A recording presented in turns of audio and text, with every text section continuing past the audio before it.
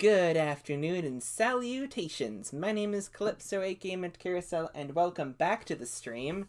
Let's get into this again.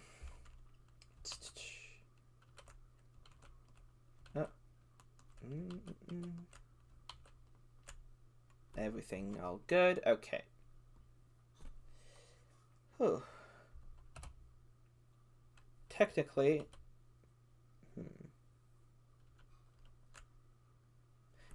all I contribute is a few nods to show I am listening, but the more concrete their plan gets, the more nervous I become. How Miharu and Scale act in the face of all this is what has me the most curious. Odette said they probably figured out that she's double-crossed them, but that they also won't think much of it. Miharu's personal motivations aside, their main goal is to eliminate Alan and Odette. Even if they don't manage to elect you themselves, they won't run the risk of having any of their cards exposed. Odette and Alan probably feel the same, considering they're allowing me the right to elect you. Oh! Alright. Well, let's fucking go. Oh, shit. There's something interesting. Like, they haven't... Like what I was saying earlier, they haven't... when it was clear who was going to get elected, they've always gotten elected, right? It's used election time. There's something kind of interesting about the inevitability, like how it feels inevitable, you know, like death, like fate. I don't know. There's something to that.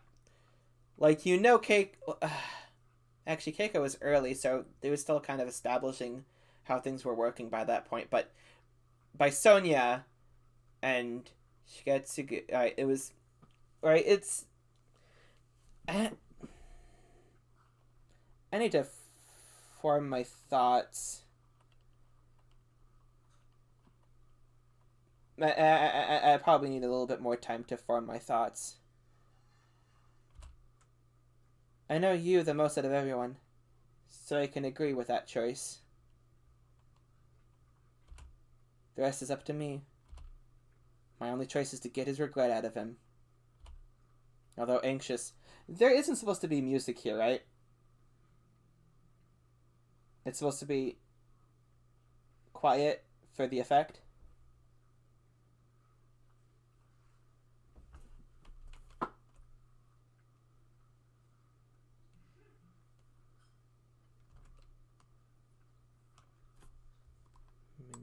Oh, yeah, okay.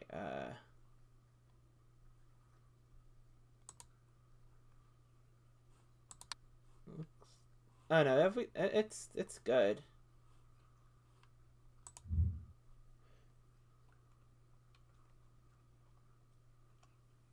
Oh. Oh, yeah, right. BGM. Yeah, okay. There's no music. Okay, yeah. So there's no music right now. Wait, resume.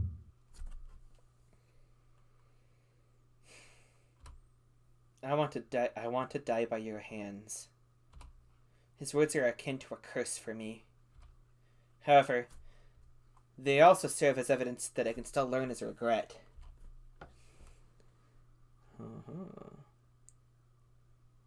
Just as Odette had said, I don't go home once we finish our talk. I stay at the warehouse to get some sleep. It's for the best.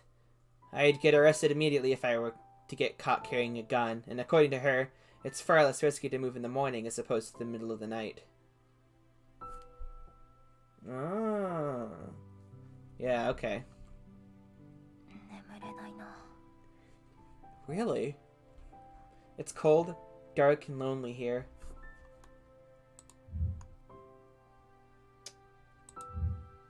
Kind of healing, huh?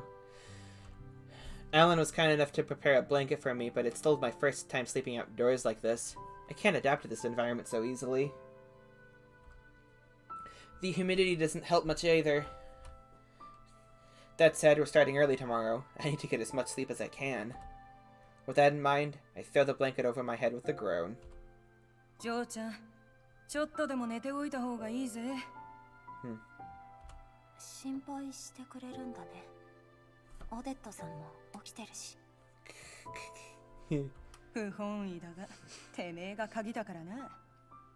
私は気にすんな。てめえの貧弱で貧相な体とは違え。Way to save face. 一言余計なんだけど。船の上じゃ一晩眠れないなんて珍しくねえ。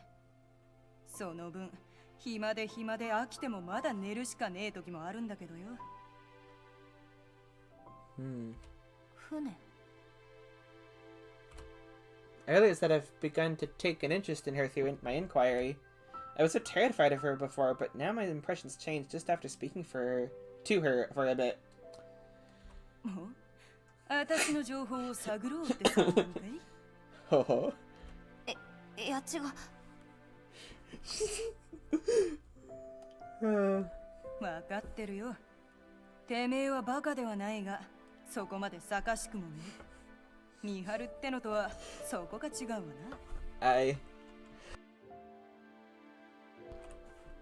I draw my eyes off her, prompting her to continue. こう見えて、私は船乗りだった。むしろ納得なんだけど。いわゆる海運業者だ。ただし、手紙から違法の品物まで気に入りゃ何でも依頼を受ける運び屋さ。武器とか密造酒とか、まあたくさん運んださ。それこそ人もな。ただし麻薬だけはダメだ。あれは流儀に反する。麻薬の運びの依頼をしてきたやつの大半は海に沈めたよ。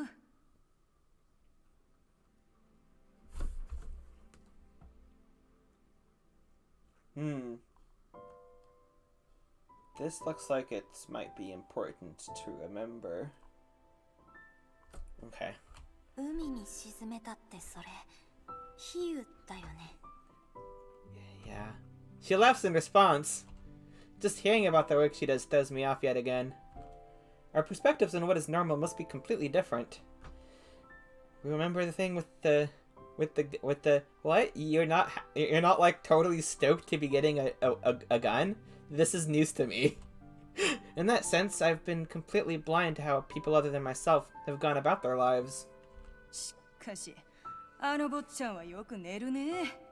宝石会社の社長様にしちゃ荒ごとに慣れてるようだ。A worm? 奴の人生もなかなか面白いだろうよ。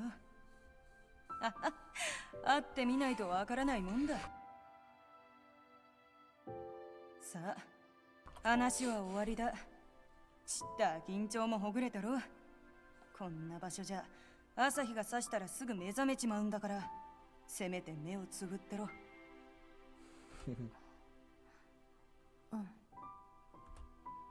I actually feel like I understand her even less now. She deals with illegal goods for work, yet she claims to be anti-drugs. She even tried to help me sleep. Well,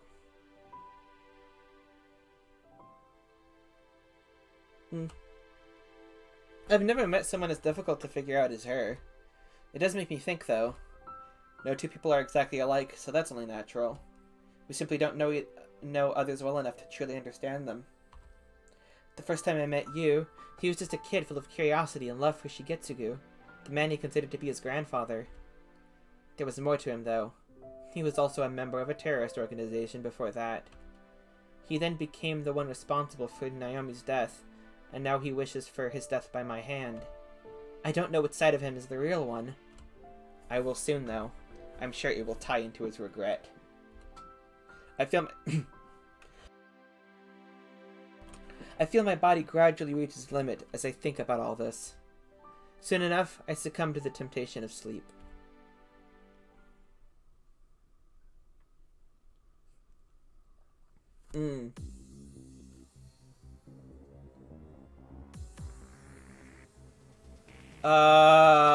Why is Okay, why is Mao here?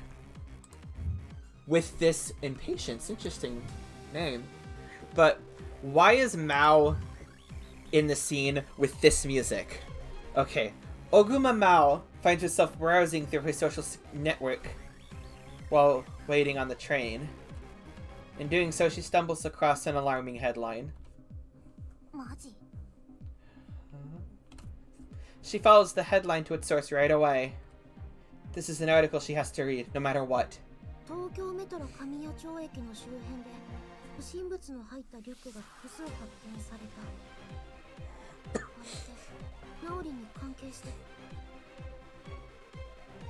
Okay, I don't think she's in danger.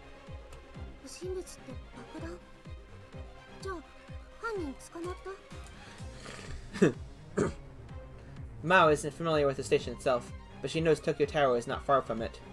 She is also aware that merely one station away from it is Kasumi Gaseki, home to the majority of the country's cabinet ministry offices. What's more, Roppongi is in the opposite direction.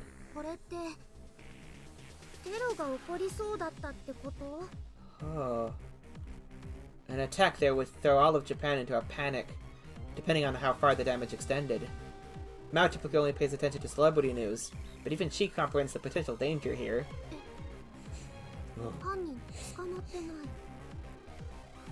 Oh. Based on the article, all they found were the bags.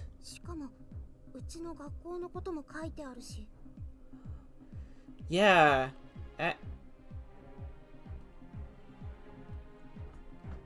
This is a good use for Mao's character as an outside perspective from what's going on. I mean, it's probably multiple reasons why Mao is just like a side character, but having her not being involved in anything is means that they can do this. The events at Amicha are widely considered to be the results of terrorist activity now. Reporting an attack on that scale as a mere accident, especially when it claimed a life, is simply impossible. Only a week has passed since then. It's only natural for this new discovery to be linked to what happened there. See what happened.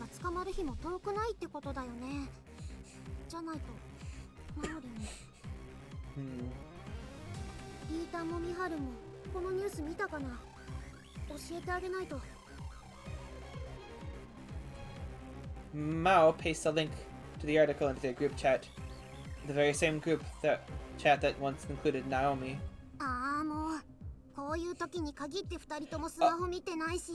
Oh, they're busy. They're busy thwarting this attack.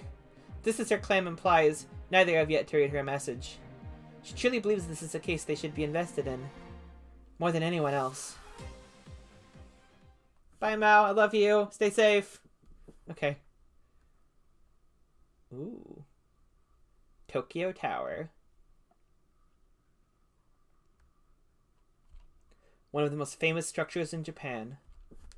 Alright, we're gonna get information. While its 1,100 feet of height may fall short compared to the Skytree's 2,100, it remains an illustrious sight among the cityscape. The observatory, perched 800 feet above ground, and may require a fee, but one can easily see the entirety of Tokyo from it. Viewing the city from such a height surely gives a news perspective for what is found on the surface. It almost feels like staring into an entirely different world. Many people experience a wide range of emotions here. But one person stands out from the rest, one whose purpose is the complete opposite of theirs. The feelings experienced by the people who stare down at the world only serve to separate them from it. This is no time to let that influence him. He has to focus on what's to come. That is all this person can think about. Oh, we're following you, huh?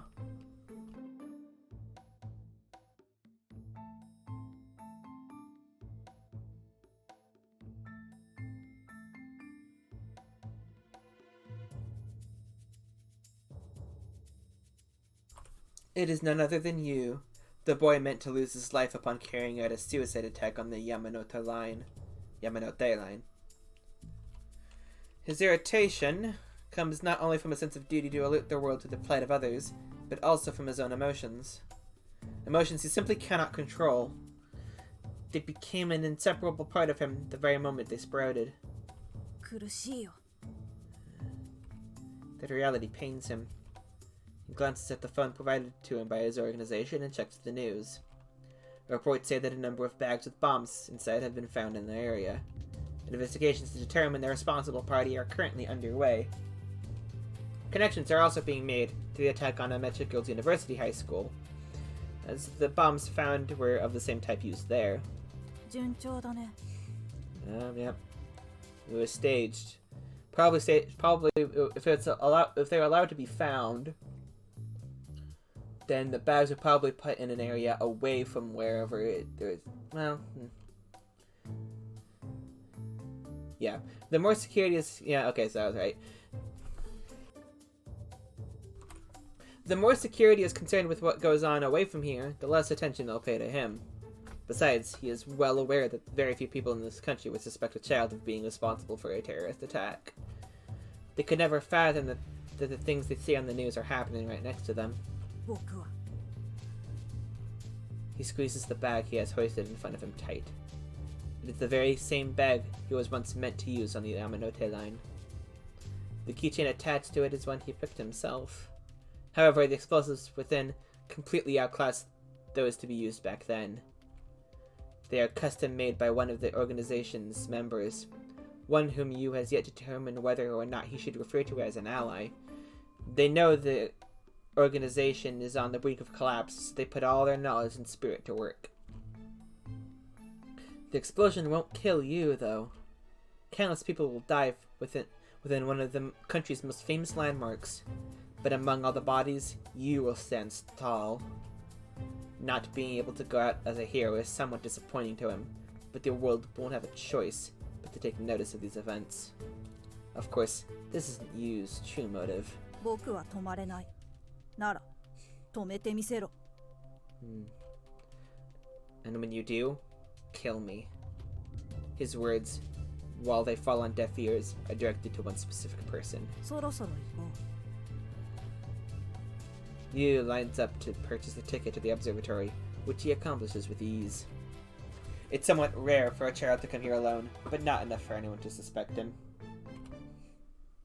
He is just a child, after all.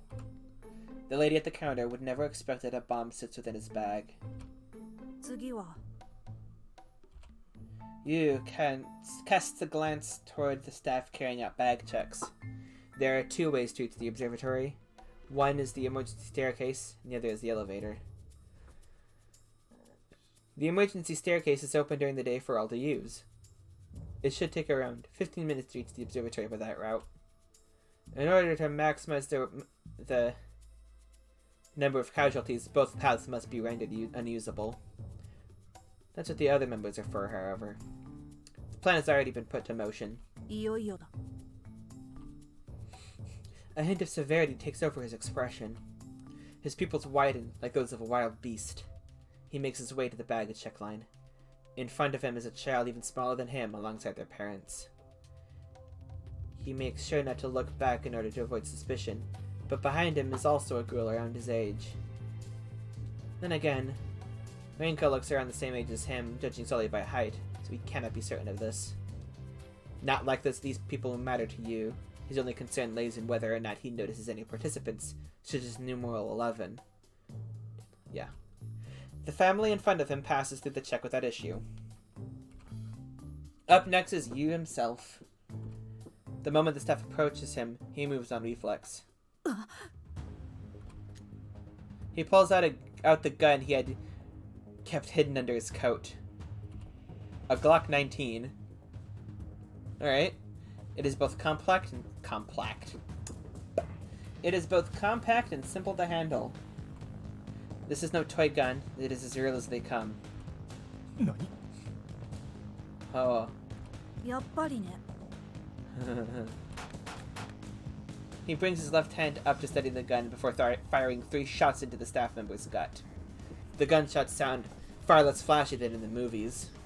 The reason he avoided their head was simple. The staff member was a participant. Yu knows that fate will intervene and prevent their death. 僕を邪魔しに来たんだね。Oh.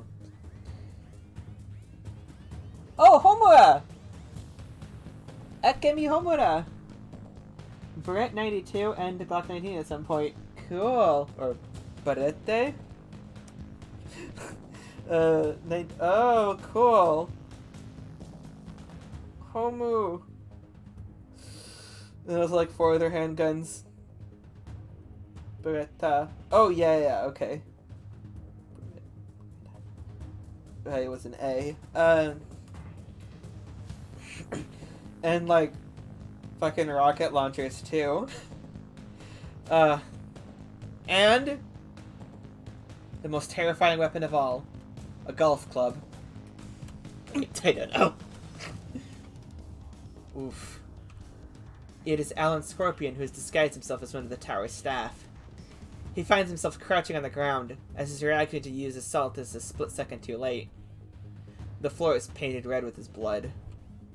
Alan's physique's nothing to scoff at, but no amount of muscle can stop a bullet.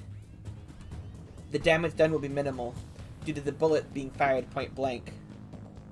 But it will... But it will be more than enough to render him immobile.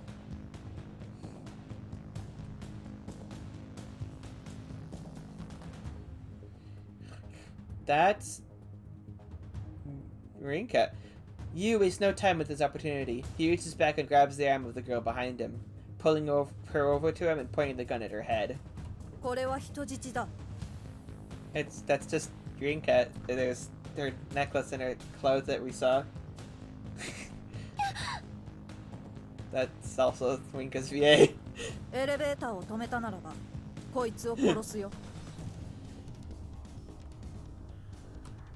Yu has no issue whatsoever with killing non-participants. No one among the crowd is gallant enough to try anything either. Every last one of them is paralyzed with fear after witnessing what has happened. They don't even run up to Alan to make sure he is okay. All they do is scream.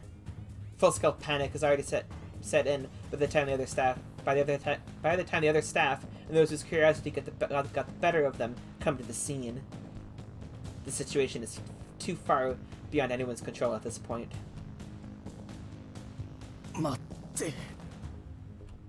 Any normal person would have collapsed from the pain posed by those wounds. But Alan remains able to stare you dead in the eye. Split-second decisions are what the entire situation demands. Yu proceeds to take his phone out while keeping the girl close. This is necessary in order to execute their plan. He navigates his way to and launches a streaming app.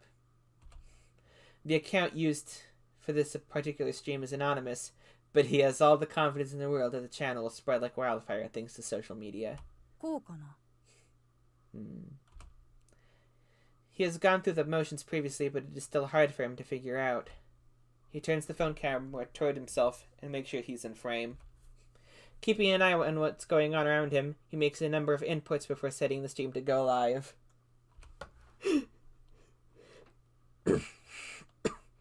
Jesus. The title for the stream, which they had decided on earlier, is simple. The organization's name plus suicide bombing stream. Yeah, alright.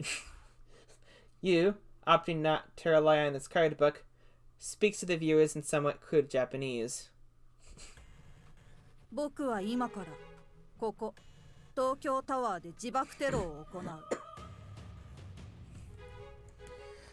Oh. Plenty of viewers get hooked by the title alone. That being said, the comments are full of nothing but trolls. Most are saying things like along the lines of "quit the act, kid" and "nice publicity stunt, lol." Some other choice examples: "This is why they should age gate the net," and "this is some new viral marketing thing." The viewer count may have spiked initially, but many began to leave after seeing the wave of incredulous comments. A huge surge has yet to happen. Yu pays no attention to the comment section, of course.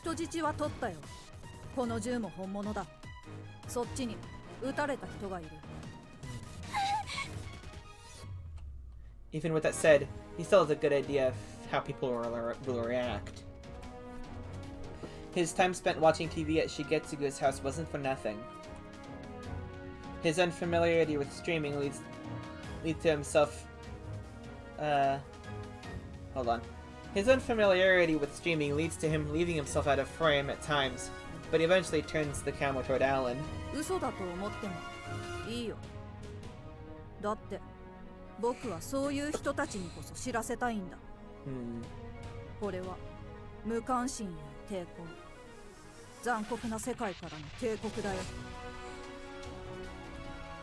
Yu speaks slowly to his audience. He figures the stream will be perceived as legitimate after showing both the gun and someone who has been shot by it. There will be people who still think it's fake, but also those who will spread it under the belief that it's all real, not to mention the possibility of people at the scene currently watching. The general population comes to realize it is real, though. The viewer counts continue to climb as proof. Continue to climb as proof of that. Okay.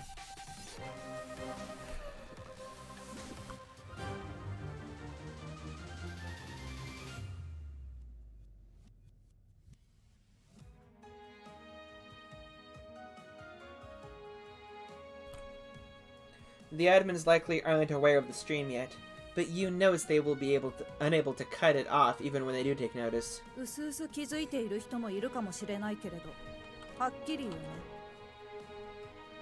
あの高校、私立アメ茶女子高校で爆破テロを起こしたのは僕だ。僕があの事件の犯人だ。つまり、罪もないあの少女を殺したのは僕だよ。もっとも、罪がないっていうのは君たちの意見だ。Ayo? 僕からすれば、世界に対して興味がなかった時点で罪なんだ。テレビやネットでニュースを見ている。そんなものは興味のうちには入らないよ。Alright. 少し僕の話をしようか。Yu lowers the tone of his voice a bit.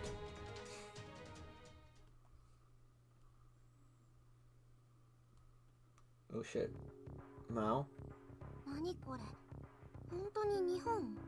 Is Mao gonna notice that it's Rinka and like, oh fuck? Mao poses the question to herself as she watches the stream. The fact that it is happening right after she learned about the bombs that were found earlier takes her by surprise. The boy has both a gun and a hostage. What's more, he's already used the gun on someone. His intent to make his way up to the observatory and set off an explosion has been made clear. Mao cannot believe this is occurring in Japan of all places. The boy makes it very clear that he's doing this for people like her, those who can't quite believe this is really happening. Mao is unable to consider herself a mere bystander in all of this, though. この子が犯人？ He just claimed responsibility for what happened at Amacha. That makes him the one responsible for Naomi's death. Naomi wasn't just an underclassman to Mao. She was a close friend. 少し僕の話をしようか。 The boy switches the topic to himself as Mao and the rest of Japan watches. This is a moment she has to pay attention to. 僕はこの国とは対照的な場所で生まれた。安全なんて保証されていない国だよ。日本の人は名前すら知らないだろうね。Wait, let me see. Got the little comment box. There's an X here. What if yeah. I like the, well, that's it. Okay, anyway. 父親は僕が生まれる前に、母親は僕が生まれてすぐ死んだらしい。生まれてから僕は一人で生きてきた。そんな僕が生きることができたのは、とある施設に引き取られたからだった。The institution was a hospital that doubled as an orphanage. It was full of children like you, orphans who had no one to take care of them. 大人たちの中にママと呼ばれる日本人の女の人がいた。ママは昼間は医者として働き、それ以外の時間は僕たちのいた施設で働いていた。According to him, this lady also used her spare time to train new doctors. Not only was this place rife with conflict, it was also far from sanitary. There simply weren't enough doctors to take care of all the patients. What's more, she took as much time as possible to look after the children as well. 僕たち孤児はママがいるから生きることができた。たまには料理も作ってくれたよ。その時期僕は母親がいるというのはこういうことなんだと思っていた。でもママ一人じゃ限界がある。体も心も、そしてお金も。Medical treatment requires proper funding. There's no limit to where the expenses can go. Medicine, equipment, personnel, etc. The institution itself couldn't run without that funding either. They needed an incredible amount of money just to provide the most basic of necessities. The number of patients and orphans only increased. As such, both the hospital and institution constantly lacked the money to run properly. ママは自分の故郷、日本に助けを求めたよ。もちろん、国からはお金はもらえない。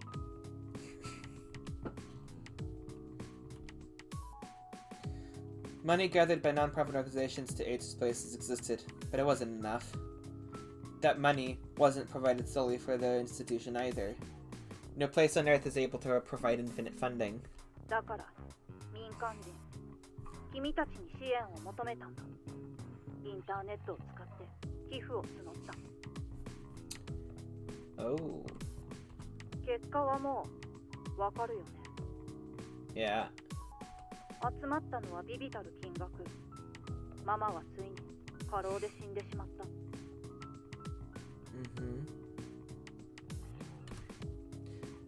That was akin to losing his own mother. For the institution itself, they had lost the one major pillar supporting it.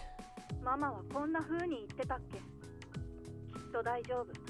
日本人はいい人たちばかりだから、きっと助けてくれる。離れていても同じ故郷を持っているんだからって。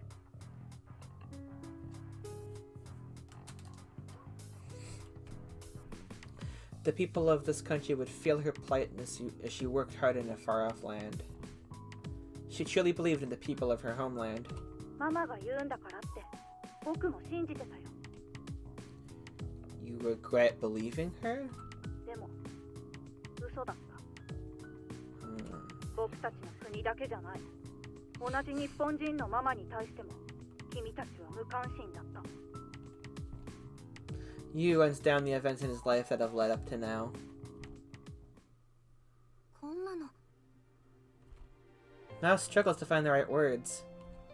Based on his age, Mao had been born during that whole ordeal. Despite this, she had no clue that any of what he said just said had happened. The fact that he had brought a fellow Japanese into the equation settled things. だって She hates this boy for what he did to Naomi. Just thinking about it makes her angry.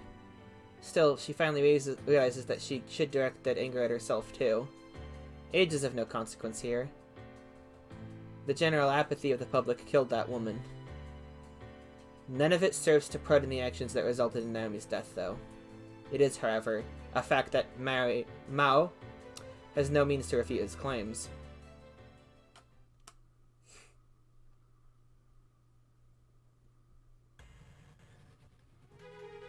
Everyone there listens to you attentively.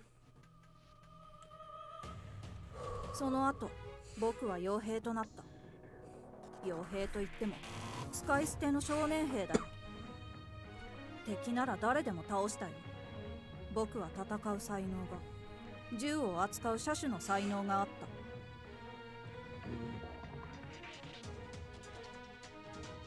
た。I just realized that if this is Rinka, in like a kind of disguise, yeah, a disguise,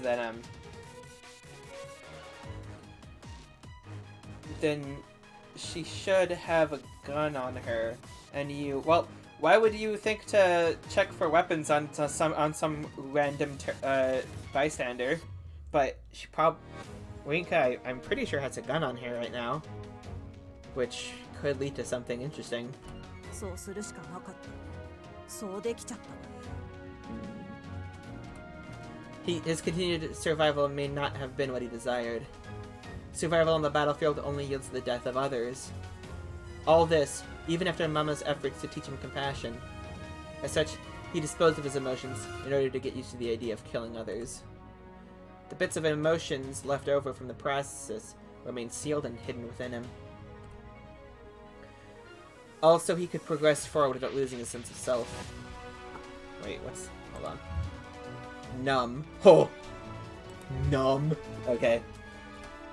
In exchange, he found a new reason to carry on. 英雄になれ。僕はそう教えられてきた。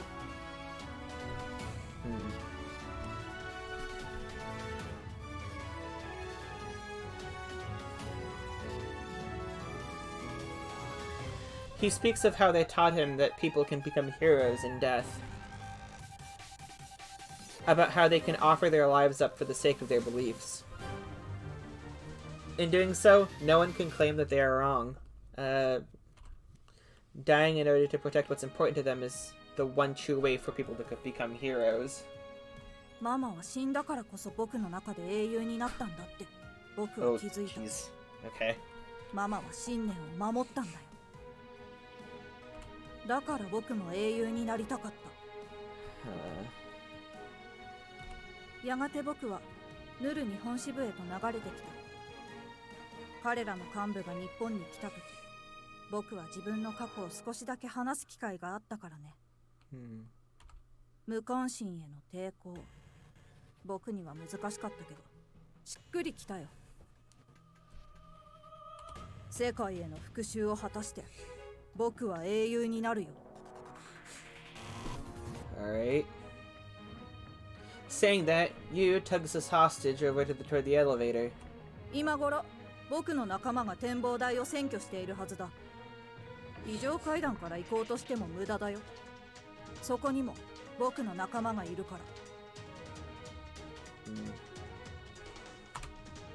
Leaving that warning behind, he makes his way to the elevator. His phone is pointed away from his face once inside. He doesn't want the stream to notice his pained expression as the door closes.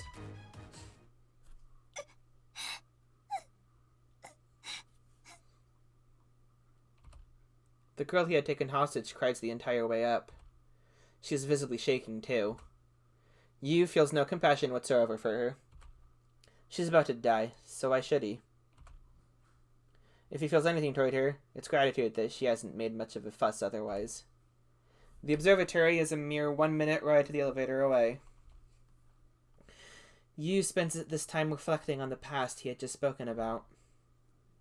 The idea of people getting emotional over a story does nothing but annoy him.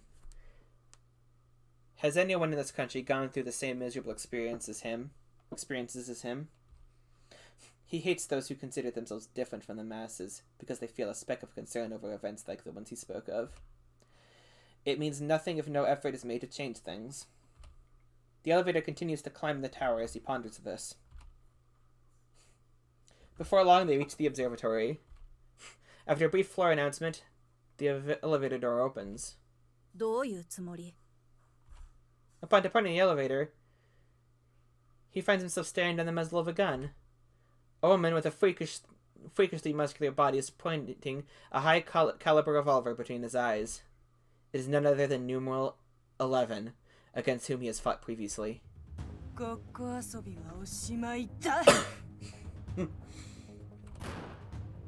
gunshot rings out. Yu was convinced his comrades were waiting for him. That led to him letting his guard down. He hadn't received word about this either. That's why he wasn't able to move before the gunshot went off. He remains unscathed, however. She hadn't aimed for him. Instead, her target was the phone he had been using to stream the events. The phone is flung back into the elevator as it breaks apart in midair. Yu wastes no time in readying the same gun he shot Alan with immediately after. Oh. A familiar voice shouts from beside him. The person said that the Oh, the person said voice belongs to takes out a gun of her own, but doesn't shoot. Instead, they use it as a blunt device, swinging it at the hand Yu is holding with his own with. 遅い。 Yu evades, making sure to keep his bag safe as well. When the girl's swing misses, she is bent over and wide open to retaliation. A black substance oozes out onto the floor from her hair. Underneath the ooze, golden cheeks reveal themselves. お前は Oh. Shishimai Rinka. Yu pieces together that the hostage he took was her in disguise. Although surprised, his movements are not affected. He reflexively fires his weapon at her. However, dealing with two opponents in a closed space like this proves reckless even for him. Odette gets a grip on his clothes and violently pulls him toward her. The shots fired at Rinka go astray as a result, piercing right through the elevator ceiling. Odette takes aim at his back with her own gun. The space between his back and his bag, to be precise. She fires off two shots, both hitting the shoulder straps of his bag. ちょっと One slight miscalculation would have resulted in hitting the bomb concealed within the bag. Fate may have kept them alive, but they still would have been seriously injured from an explosion at such close proximity. Odette's marksmanship ensures she hits her target and severs the bag from Yu. Hey, fight pose! She does this because she knows just how much damage the bomb could cause. Yu redirects his attention toward the bag so as to not drop it. He is fine with it getting hurt himself, but there wouldn't be enough victims with the bomb to go off here. His decision to prioritize the bag is the exact opposite of Odette's. She delivers a swift, powerful kick to his back, while his eyes are glued to the floor. Being almost double his weight, only double, Odette's kick sends him flying. Odette grins from ear to ear as she sees him take to the air. She isn't even concerned about the bag.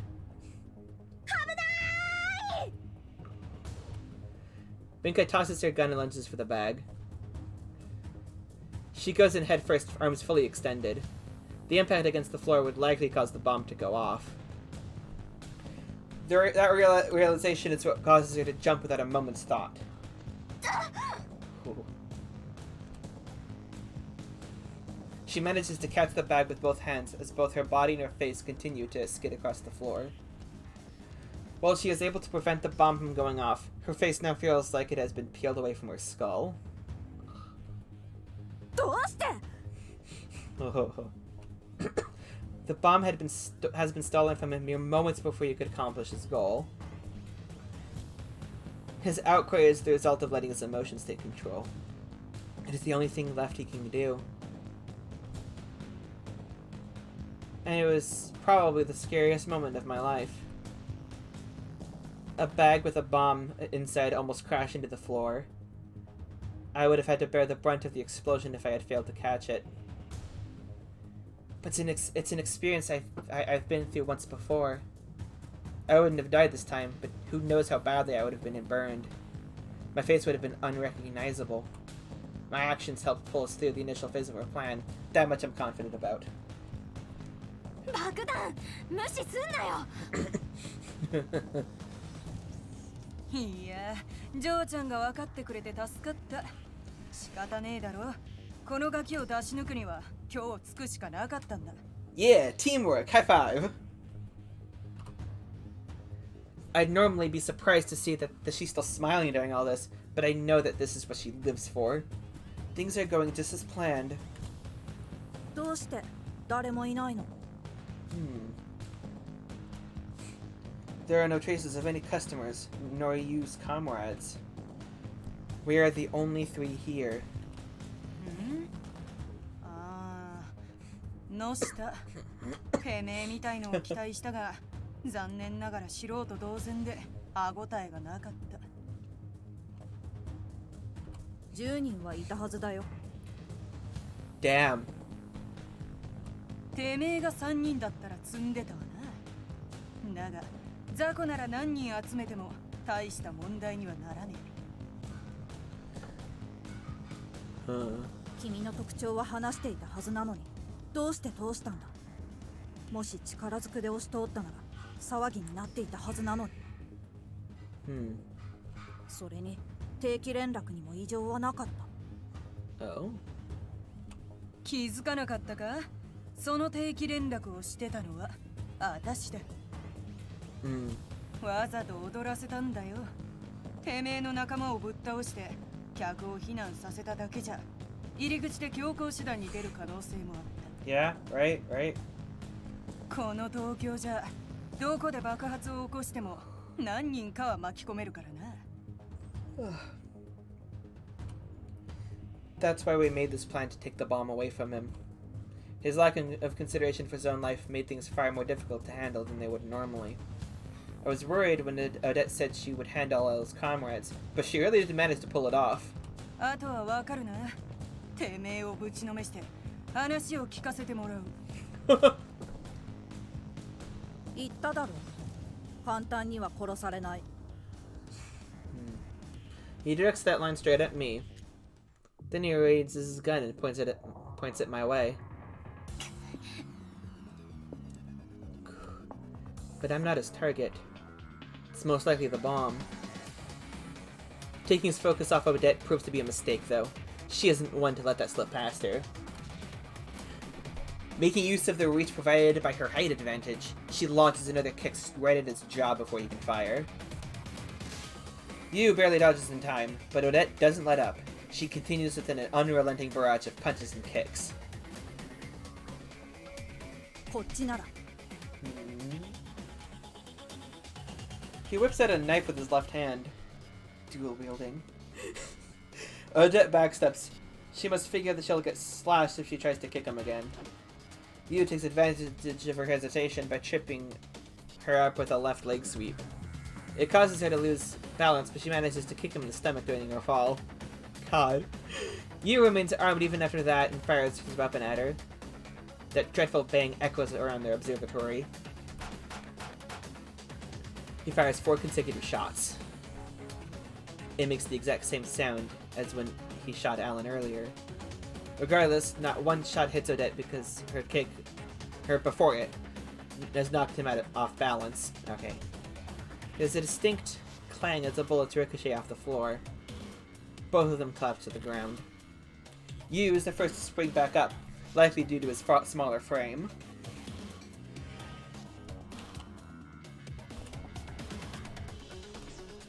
He readies his knife and flings it at Odette.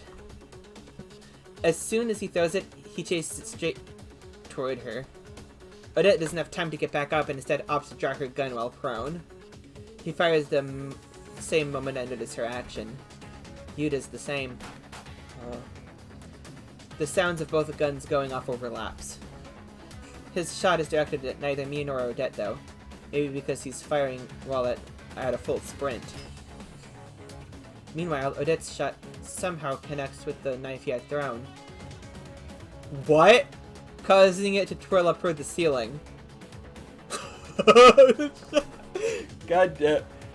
Fires a bullet. Oh shit. That's... Yu's shot bounces off a small crevice in the floor, sending it straight to Odette's hand. That's what I think anyway. It barely misses her hand and strikes her gun instead. It breaks apart and flies across the room. Oh. Oh.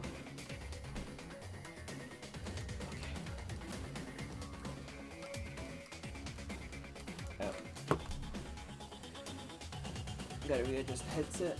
Okay.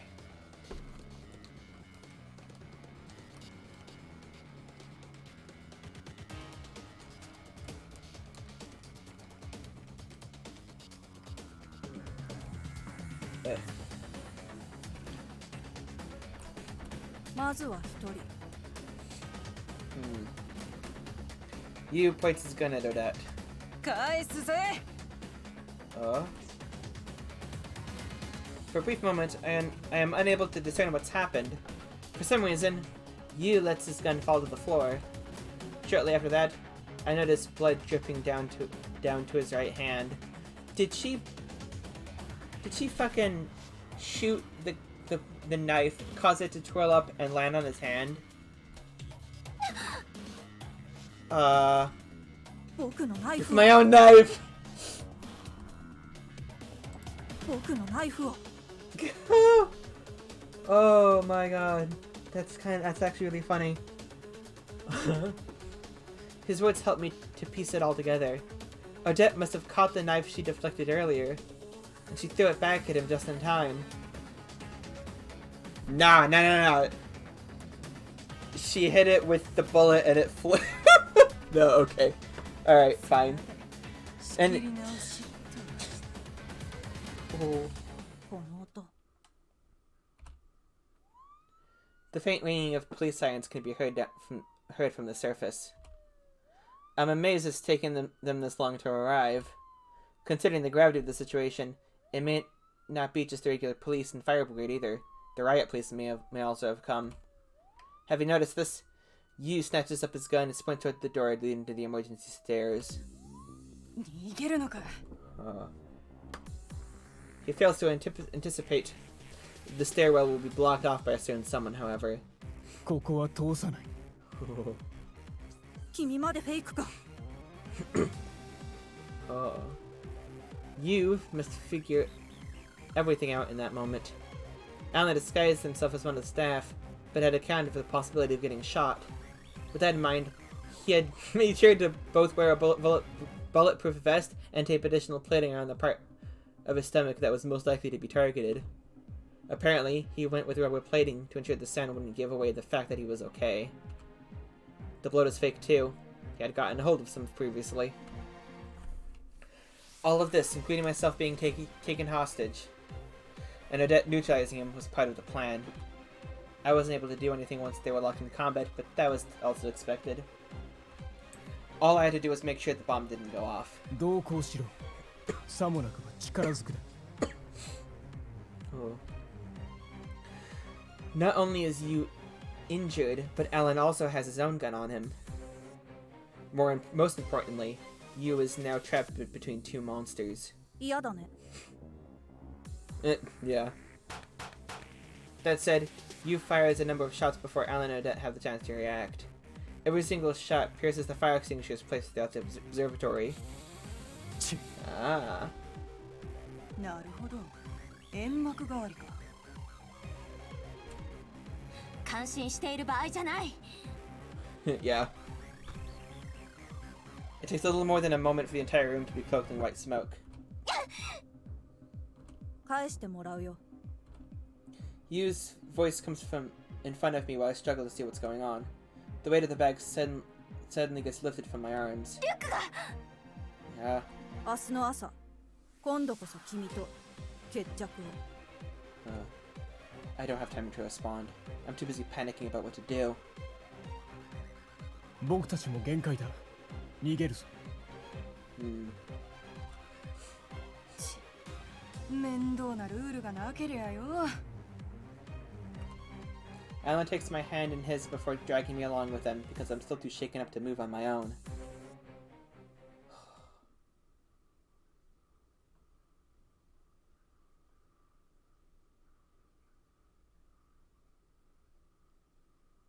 Oh. I'm gonna do this scene. And then we'll end the stream. After the initial surprise of the stream suddenly cutting out, Mao switches over to the news sites for updated information. The situation is still somewhat unclear, but it seems like they failed to blow up Tokyo Tower. However, the girl who was taken hostage had vanished. It's entirely possible she's still being kept as a hostage. Amongst all this, Mao finds herself worrying over something. 一瞬リーターの声がしなかった She could hardly believe it herself, but Mao is confident that she wouldn't mistake the voice of a close friend. That makes the unread messages she sent all the more concerning. I think that's good. I think that's good, and I am going to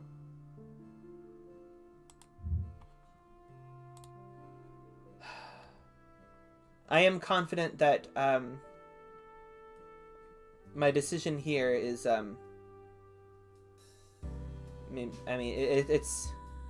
it's not one I want to go back on.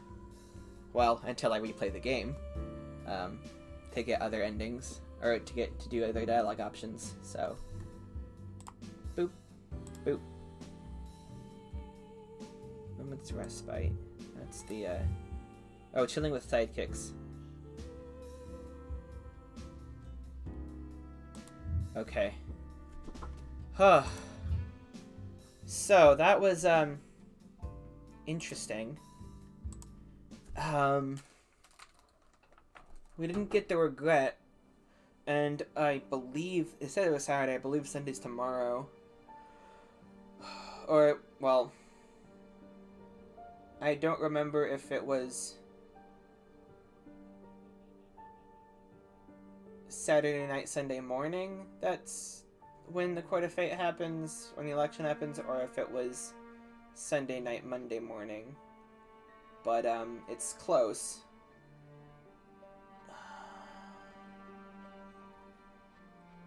If they didn't get his regret, they have to come up with it right here in this next scene. Which means there's probably a clue. Okay. So they'll have... But midnight between Sunday and Monday is election time. Got it.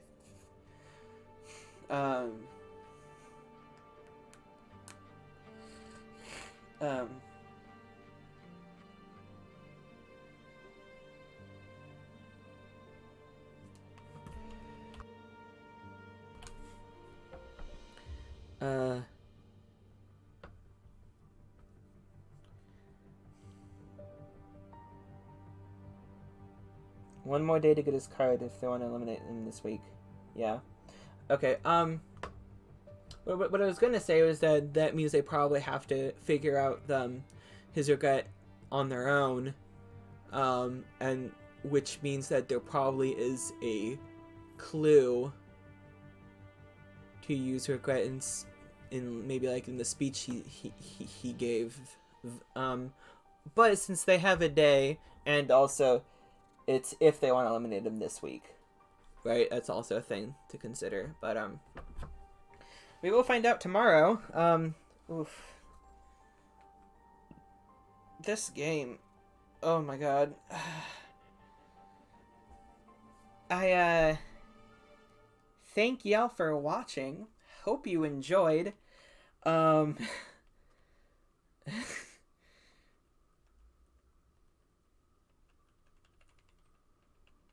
I'm thinking about Mao and how she must feel realizing, or when she realizes for sure that Rinka got involved in this. That's gonna be fun to watch how that plays out. Fun. Yeah, so anyway, I already said I hope you enjoyed, but you know, I doubly hope you enjoyed. I'll say it again. I hope you enjoyed. I certainly did, and yeah. This has been Fatal 12. I've been Calypso, aka Mint Carousel, and I'm signing out. Have a wonderful rest of your day.